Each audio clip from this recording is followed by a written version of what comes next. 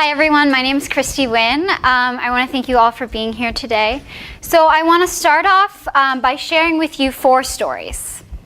So on a warm June day in 2009, Grace Brown was getting a ride from her grandfather when he first tried to molest her. She was 17 years old. On January 24, 2011, the Toronto Police Department made a talk on campus rape at York University.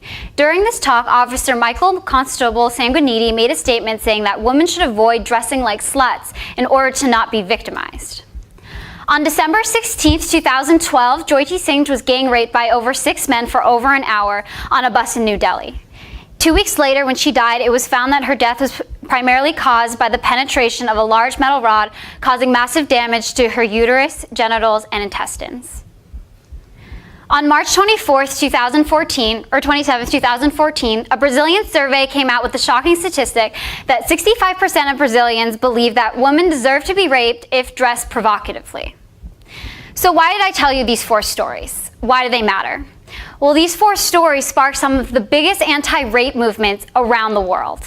In the United States, Grace Brown started Project Unbreakable, which asked rape victims to share quotes from their rapists in order to build awareness about the realities of rape. After the Toronto police officer's statement, the Slutwalk movement was ignited, which now has gone worldwide. In India, in response to the New Delhi gang rapes, all of New Delhi and India erupted into massive street protests. And lastly, in Brazil, Nana Quiros, a journalist, in response to that shocking statistic, made a viral Facebook event asking women to post photos of themselves with the hashtag #IDon'tDeserveToBeRaped. All these 4 different movements are confronting the same serious issues in society: the issues of sexual assault, sexual violence, rape, and rape culture. However, they're fundamentally different in their approaches. Project Unbreakable and hashtag #IDon'tDeserveToBeRaped uses the internet to effectively spread its message, while India and Slutwalks rely on the mobilization of people into the streets. So I started to ask myself, what are the similarities between online versus in-the-street protests in the context of anti-rape movements? And what are their differences? So in order to study this, I chose to analyze 3 aspects of the protest. First, their goals, second, their methods, and third, their responses. So first, looking at their goals. The goals of an anti-rape protest can be categorized into either seeking government action or seeking some broader ideological change in their society or culture. Slutwalks and Project Unbreakable were seeking only an ideological change. On the mission page of the Slutwalks, it states, historically, the term slut has carried a predominantly negative connotation, aimed at those who are sexually promiscuous. The intent behind the word is always to wound, so we're taking it back. Slut is being reappropriated. And on the Project Unbreakable website, it says that their mission is to spread awareness about the issues surrounding sexual assault. On the other hand, hashtag #IDon'tDeserveToBeRaped and the India protest were seeking not only some kind of ideological change, but also specific government action. So on the hashtag #IDon'tDeserveToBeRaped Tumblr, it asked for photo submissions and for educational subway ads through a government petition. And in India, protesters wanted justice from the government, so they demonstrated in front of Parliament and the President's house. But in addition, they confronted the greater issue of violence against women in India with signs such as "Women want to be free, not fearful," and "Don't tell your daughter not to go out, tell your son to behave properly." So as you can see, while not all protests want government action, they usually are all confronting greater ideologies in their social or cultural context. So now moving on to their methods. This is where I'm going to talk about online and online versus on-the-street aspects. Online protests have the greatest advantage of having broad, virulent, and fast communication. Twitter, Tumblr, Facebook, Instagram, all these social media outlets were used by Project Unbreakable and hashtag #IDon'tDeserveToBeRaped. In addition, it allows protesters to have safety and anonymity, and also it allows for a website and an event page to create a clear mission or goal, which sometimes can be lost in street protest. However, one major criticism of online protests is that it's often too easy to complain and too easy to dismiss. And what I mean by that, it's easy for someone to post a picture or to tweet something or like something, but then take no further action towards their goal after that. Conversely, street protests bring together a community of people fighting for the common cause or voicing a common opinion. And since there's more effort and usually more risk to take part of street protests, they usually bring together a more passionate group willing to act for their cause. But as I said, there are risks. The risk of violence, lives, arrest.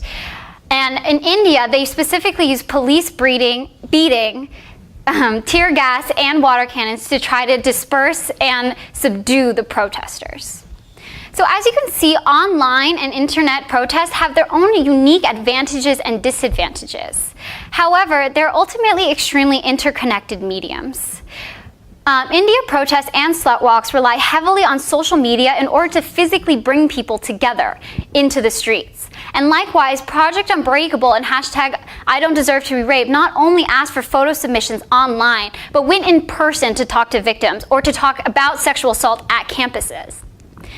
So now moving on to their responses. I'll first focus on the two online. Project Unbreakable, Grace Brown, the founder of Project Unbreakable, has now spoken at over 50 schools about sexual assault. They've posted over 1,000 photos of victims and have over 100,000 followers on their Tumblr, and it's growing since its origination in 2011. Hashtag I Don't Deserve to Be Raped had 32,000 original attendees on its Facebook event, but photos kept coming in days after. The Portuguese hashtag I Don't Deserve to Be Raped has 12,500 Google hits. In addition, in response to the protest, Dilma Rousseff, the president of Brazil, tweeted at non-Quiros saying, "The law and the government are on the side of non-Quiros and endangered women and victims of violence. Hashtag respect women." And this was followed by 4 more tweets that defended non-Quiros protest. Now moving on to street protests. The slut walks have become truly a transnational movement. In 2011 only, there were walks in over 200 cities and in over 40 countries.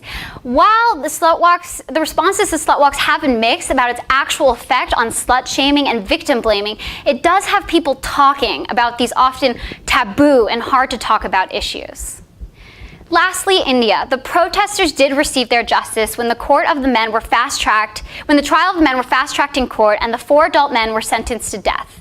And shortly after, new anti-rape legislation came out that considered over 80,000 public suggestions coming from Indian citizens.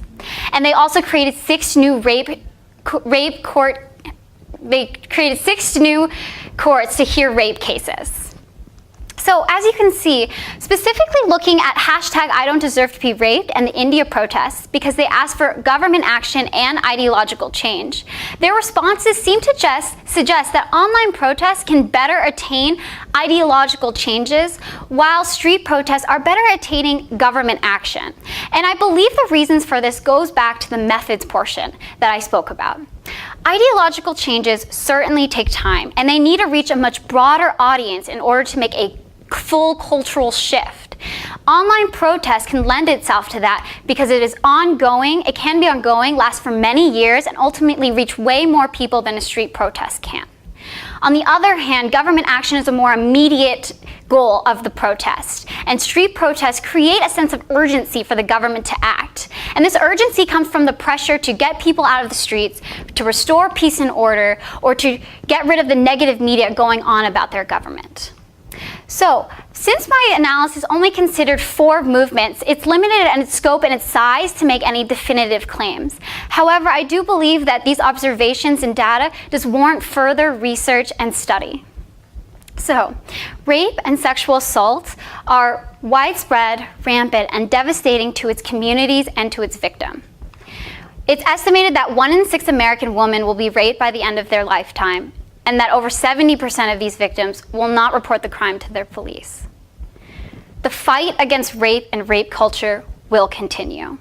And I think there are lessons that can be learned from these 4 vital movements that future campaigns should consider.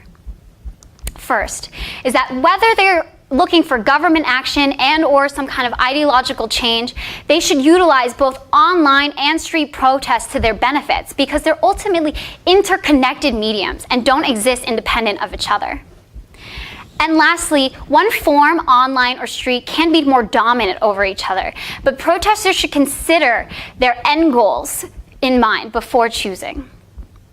I believe that these guiding principles can realistically aid anti-rape movements in better achieving their goals.